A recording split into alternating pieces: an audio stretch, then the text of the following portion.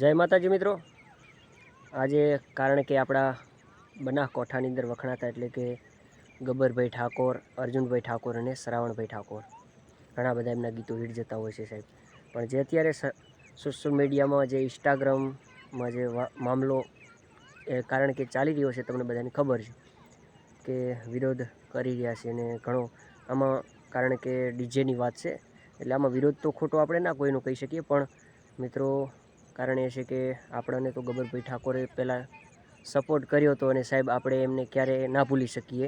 હા, એટલે આપણે તો કોઈ પણ ખાસ કરીને ઘણા બધા એવા વિડીયો બનાવી રહ્યા છે ફેક અને બ્લોક કરી રહ્યા છે, પણ મારું કહેવાનું મતલબ તો એ છે કે સાહેબ આવું ના કરવું જોઈએ। એનું કારણ કે યાર વિરોધ તો થતો હોય છે ગમે ત્યાં, પણ આ ડીજે બંધ પણ આપણા ગુજરાતી ફિલ્મોના સુપરસ્ટાર એટલે કે વિક્રમભાઈ ઠાકોરે પણ કીધું હતું કે ડીજેવાળાને ઘણા બધાના ફોન આવ્યા, વિક્રમભાઈ ઠાકોર પણ ખુદ જે ચર્ચા કરી હતી।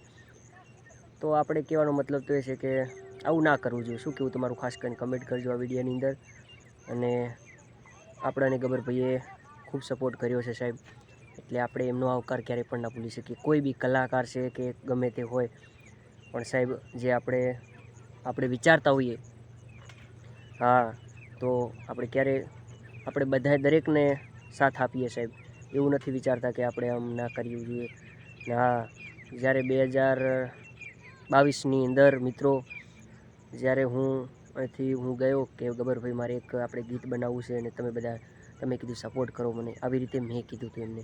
અને સાહેબ એમના ઘરે ગયો એટલે એમને 2 રીલો ચડાવી ઇન્સ્ટાગ્રામની અંદર અને વિડીયો પણ ચડાવ્યા યુટ્યુબની અંદર।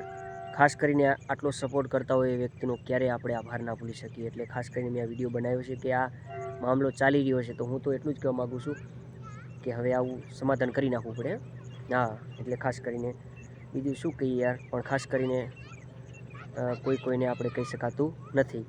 અને ડીજે બંધ કરાવવાનું કારણ કે, અને બીજી વાત કરીએ કે ખાસ કરીને ડીજેની વાત તો સાચી છે, પણ દારૂની વાત છે કે દારૂ બંધ થવું જરૂરી છે।